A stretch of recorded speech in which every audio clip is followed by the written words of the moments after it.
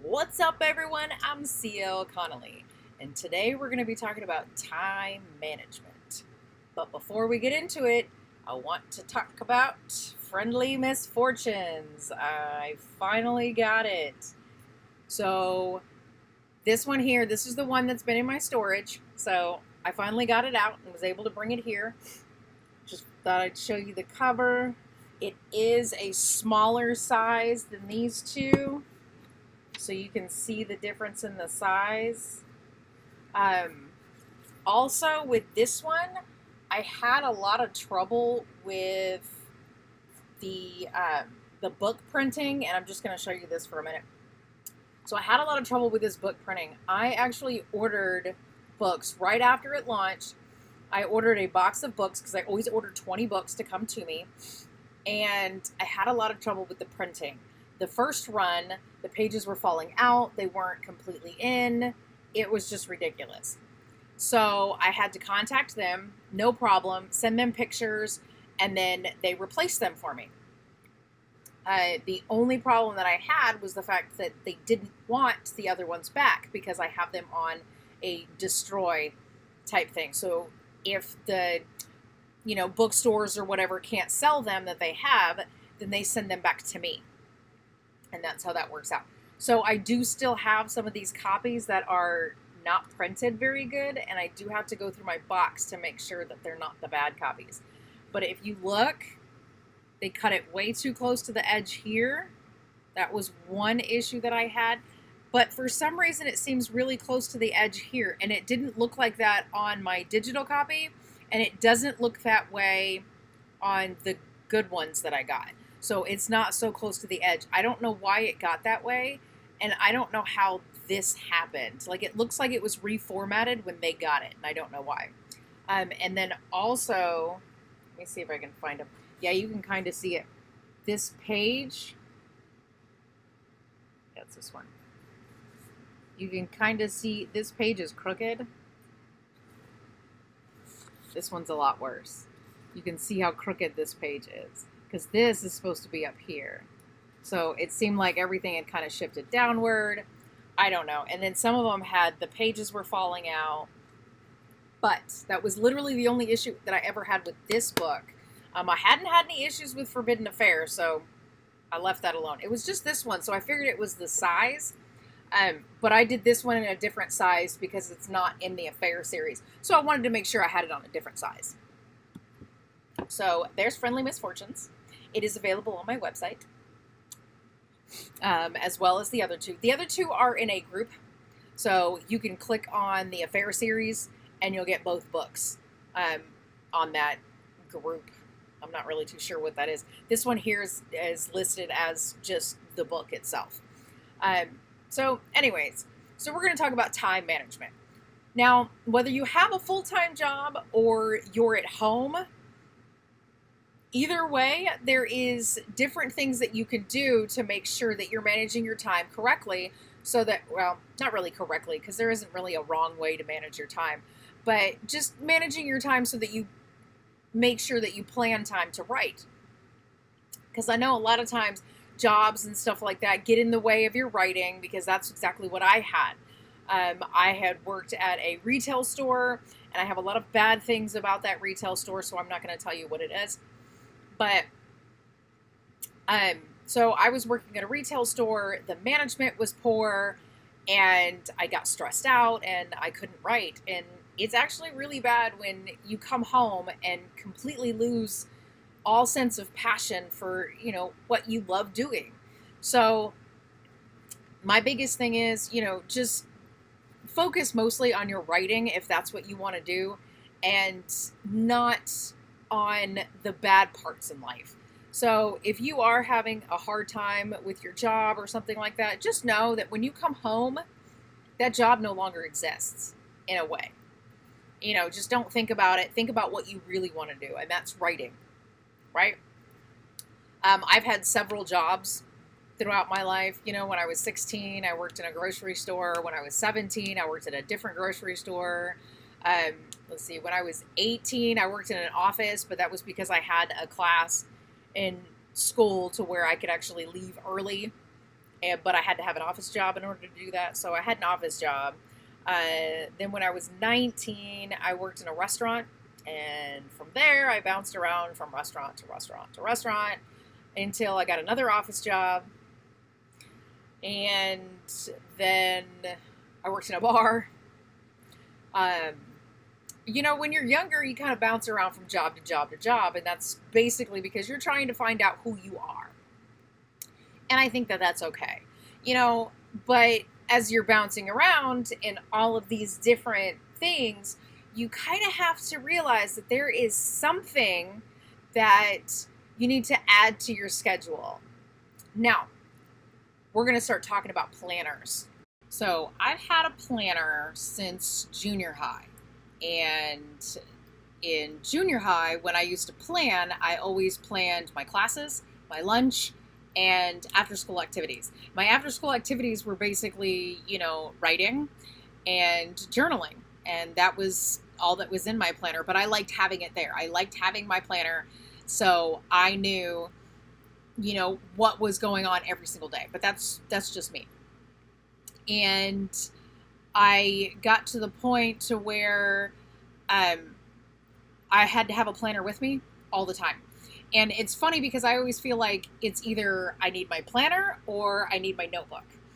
Either way, I've got to have something with me.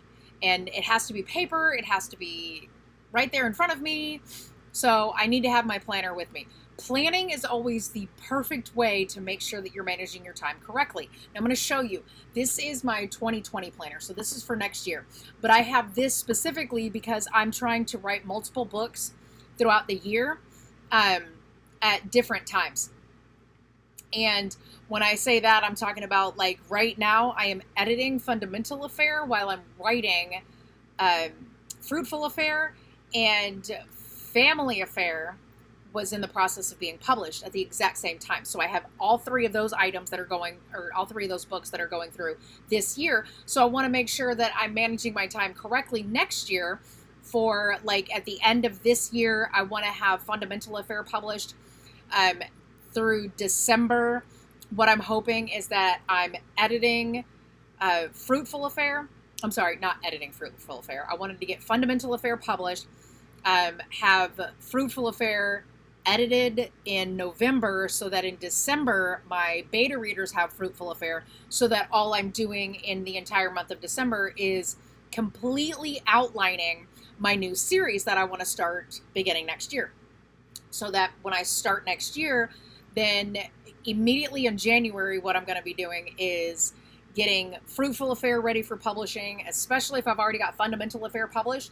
That way I'm not having to worry about that one. I'm just trying to get the last book in the Affair series done and published and ready to go out. So I've got that one done, and then I'm writing in January.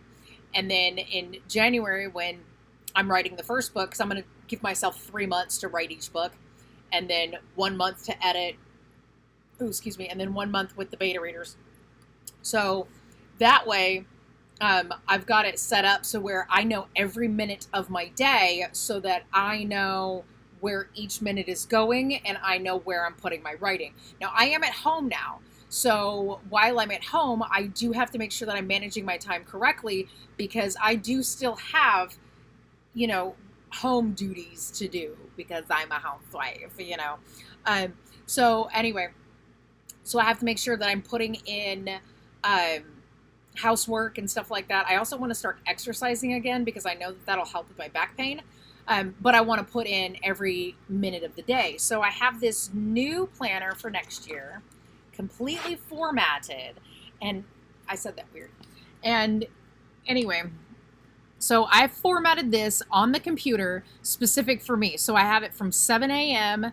until 6:30 p.m. So it pretty much goes from 7 to 7. And I have this completely formatted. I also have it specifically formatted for my writing. So I've got my don't forget, that's my to-do list for the day because it is a daily page. And then I've got my word counts, my editing focus, and my daily focus. Daily focus would be like, what muscle group am I working on that day? And then, of course, every Tuesday, I do laundry. And I specifically have that there so I know that I'm going to be doing laundry that day. But anyway, so I've got it set up specifically so that I know where each minute of my day is, so I know where I can write and where I can edit. And I want to make sure that I've got time allocated for writing, time allocated for editing, and time allocated for everything else that needs to be done in life. So, like, I need to clean house on Mondays is normally when I do that. So, because I clean house on Mondays, then what I'm going to do is Monday morning, clean the house, whatever, and then get started with my writing. Now, I do need to get exercise added in there, so I've got that time allocated as well. So I've got my exercise, my cleaning, and then my writing, and then my editing, and then the things I do at night where I'm cooking dinner with my husband. So I do have each item, itemized. Now, when you've got a job, because I wrote both Forbidden Affair, Family Affair, and also Friendly Misfortunes, but Friendly Misfortunes was, I don't know. I guess I don't really count it because of the way that I wrote it. Like, it came out way too fast. Let me put it that way. And I feel like I literally threw it together. My mom and some of my readers that actually said that it was not my best work, but it was mainly because, I got too big for my britches. Let me put it that way. I had Forbidden Affair. I was the featured author at a book club, and I was like, oh, look, I've already made it. And it was my first book. So the second one, I was like, yes, guy's going to do taxidermy. Now, parts of the book, I really do like this book. I'm just going to put it that way. I actually do really like Friendly Misfortunes because, the title's kind of like it's like a play on words, because he wants his friends to stay with him, so he taxidermies his victims so they can't leave, and I know for a fact that I could have made it better if I spent more time on it, because the Affair series I have spent more time on because I know the characters. I did an outline. Friendly Misfortune, I pantsed it. I literally just sat down and wrote it. And it was, it was fun to write because of the whole taxidermy and stuff like that. And there's actually a guy in Texas that will taxidermy, family members. Which is really weird. I don't know how that works. Anyway, so Friendly Misfortunes was fun to write. But the way that I was writing it was literally just getting everything out. And I didn't really have a schedule on how that was being done. So I was just basically throwing it out there. And, my readers liked it. They actually said they had liked it, but there was certain things that they said I could have done better.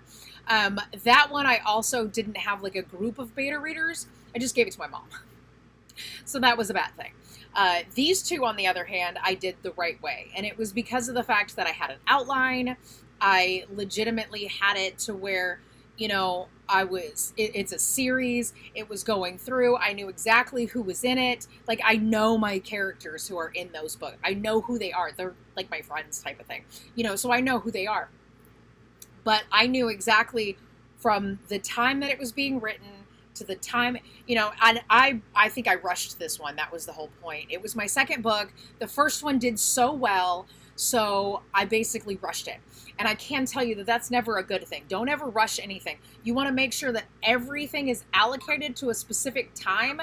And I have things, and I think that's why it's always a bad thing to have everything kind of, planned out exactly the way that you want it, because things can get rushed. But like I said, I write books in 3 months. I want to edit it in a month, and I would have done that with Fundamental Affair. It took me until March to write it. So I started it in January. I wrote it until March. In April, I didn't touch it. I set it aside. And that's what I do with all of my books. I set them aside once I'm done with them. They go, they get put away. And then I started writing in April. I started writing Fruitful Affair. Now, yes, it is August. It is 4 months. And no, I'm not done with it. But that's because of the issue that I had with Fundamental Affair. And if you haven't seen my Make Sure You Back Up video, you might want to watch that one. Because that'll tell you exactly what happened to me. So anyway, what my plan was, I'd write it January, February, March. In April, I would set it aside. In May, I would go ahead and start editing it. So I gave myself May and June to edit it. July, I would end up, I get May and June, I would edit. July, I would do, those are paper edits. July, I would do the file edits, which it would go into my computer that way. And then August, it would go to beta readers. And it was on track to do that until I lost my file. And now I have to start over. So I do have the May, June paper edits. That's done.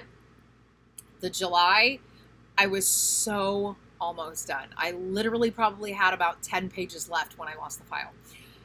So I'm having to start over now in August and have to do that. But I did edit it in a month. I would have had it done on time. So I'm okay with that. But that would have meant that August, I would have had to finish Fruitful Affair. And I would have Fruitful Affair done, like already. And then, so August, September, I would be doing paper edits. October, I would be doing file edits. But with August, once I get the book back from my beta readers, Fundamental Affair back from my beta readers in September, what I would have done is I would have implemented the changes from that, but while I'm doing the paper edits. So in the morning, I would do paper edits for Fruitful Affair. In the afternoon, I would have done the beta reader edits for Fundamental Affair. So I would have had, you know, my time allocated, and I had it planned out that way, but I never plan for bad things to happen. And I don't think anybody really does. And that's one of the main things too, is that you want to be able to plan for that, but you can't. You can't plan for things to happen, but you can plan on how to do things. And that's exactly how I had my life going. Like the year was going great till I lost my file. So now I'm having to reallocate my time and change everything. Plus I started YouTube. So now I've got to reallocate that time in, which is fine. The only problem that I have is that sometimes I'll film a video and realize that, you know, it's an hour long and I rambled and there's no reason to keep it. So then I just throw it away. So what you're going to want to do is you're going to want to look at each day that you have. Like literally, like if you have weekends off, so on a Saturday, what you're going to do is you're going to sit down and you're going to look at, you know, your weekdays. Those are the days, like if you can only write on the weekends, that's fine. But most weekends are spent with family time. I don't write on the weekends, or at least I try not to, since, you know, I write every single day. So I try not to write on the weekends. But since my husband started working on the weekends, now I just write whenever he's gone. So it's basically a, you know, interchange. When he's at work, I'm working. And that's how that works. So anyway, but on a Saturday when you're not at work, or, you know, whenever you get a day off, because I know I worked in retail, sometimes my days off were Wednesdays, sometimes my days off were Mondays. It really just depends. So what you do is you sit down and you think about your whole day, and you're going to write it out, you know, line by line for each time. What time do you have to be at work? What time do you go to lunch? What time do you get out? And at least that way you can see the time and you know exactly that time gap that you have for lunch, so you can sit down and write. Now you can tell if you have to be at work at 8, what's your drive time? How long does it take you to get to work? How early do you have to get up in order to get, say, 30 minutes of writing time in that morning before you have to leave and go to work? I don't generally wear makeup during the day, so I don't have to sit and put it on. And as you can see, I don't do anything with my hair. At this point, it's too long to do anything with, so I don't do anything with my hair. I could legitimately get up at 5 a.m. Of course, when I worked at the retail store, I had to be there at 6. I'd get up at 4, get everything taken care of in the morning, which was generally rush out the door at 5 so that I could make it there. Sometimes I could make it out the door by 4:30, and I'd get to work early, and I'd sit in my car and write, because at least that way I'm not late. I hate being late to anything. I have to be there early so that I have time to, you know, do other things. Usually it's because driving causes anxiety, and I need time to decompress before I go inside and actually start working, because my heart is pounding and I'm shaking and I'm terrified, and I just need time to relax for a few minutes. I can write a little bit. That helps me relax. So anyway, and then lunch breaks. While you're on your lunch break in the middle of the day, Go somewhere where nobody else is going to be. You know, is there a break room that, you know, you can go into where nobody's going to talk to you, or do you need to go sit out in your car? Because I used to sit in my car.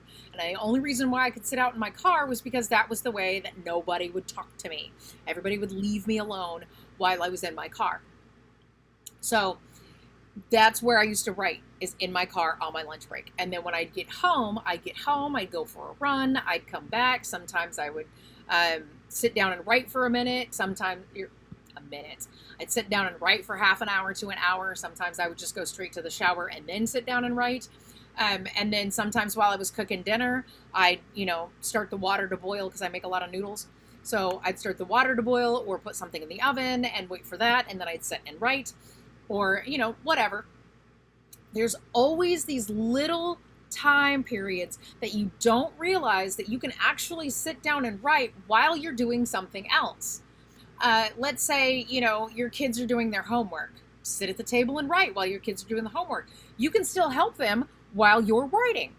And there's little bits here and there that you can actually get taken care of. There's always a gap in time that you can fit writing in. And you want to make sure that that writing time is fit in properly, just so that you're getting your, you know, you're finishing your book.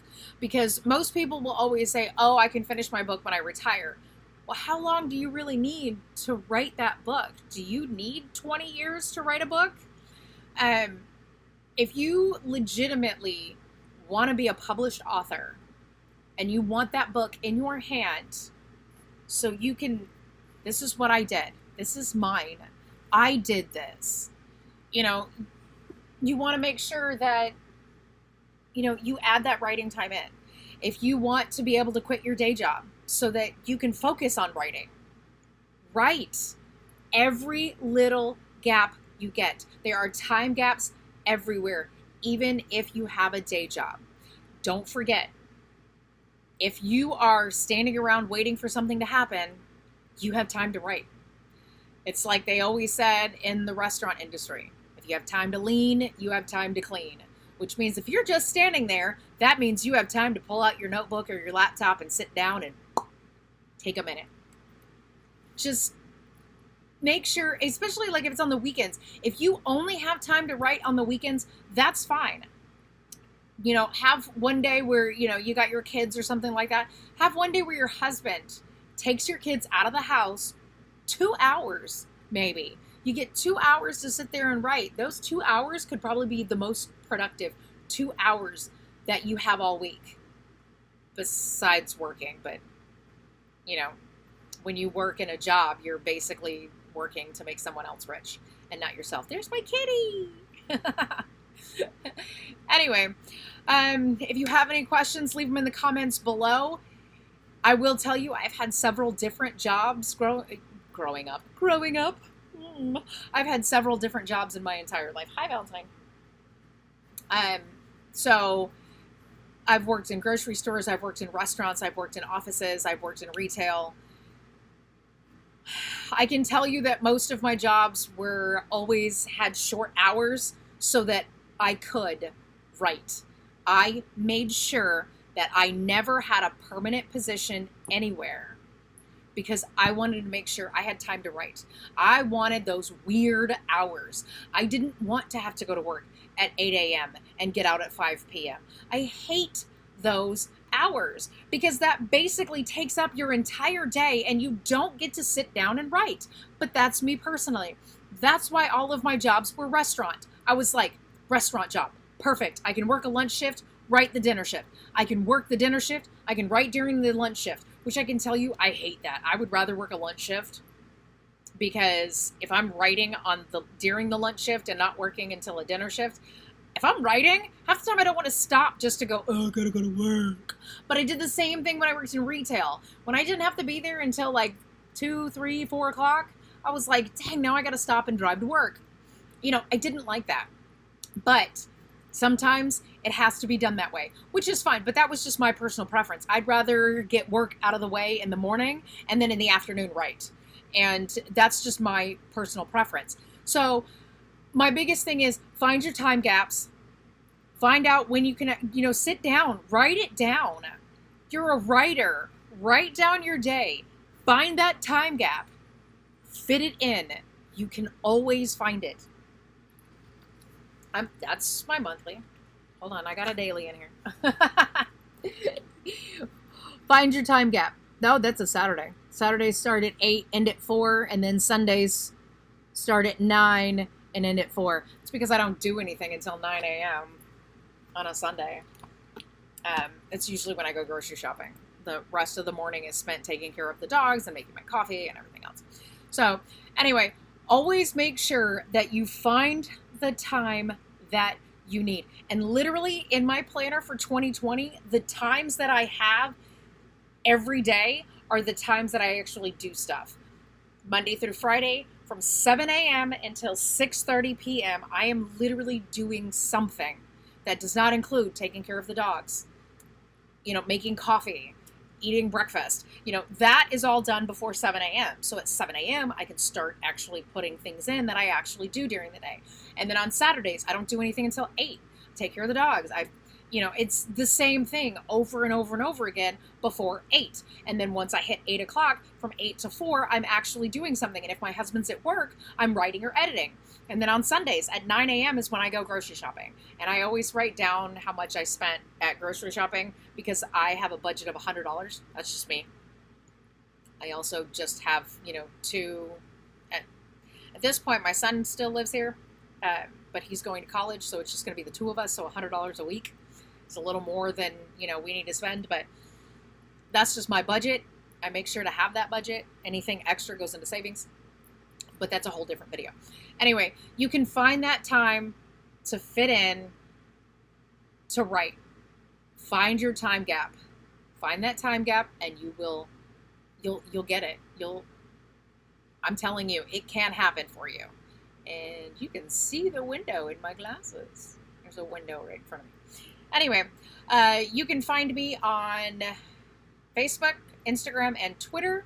I'm not very active on Twitter, but that's because Twitter is the mean kid of social media. Facebook is a hit or miss. Sometimes I'm there, sometimes I'm not, but that's because they they show whoever they want your posts, whether or not it actually... Anyway, Instagram I'm the most active on because I can take pictures of what I'm doing, and that's it. And I will see y'all next week. Bye!